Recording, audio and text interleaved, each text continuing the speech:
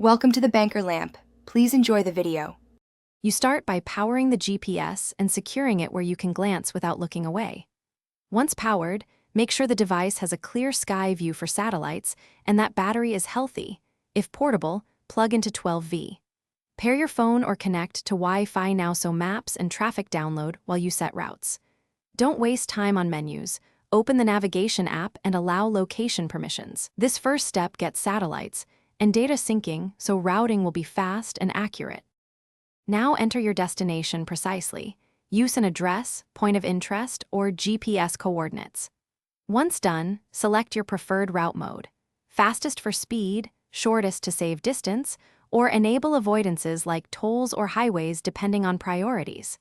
Make sure to set voice guidance language and units, miles or kilometers, so instructions match your expectations. Also pick map orientation, north up or heading up, because that reduces confusion while driving.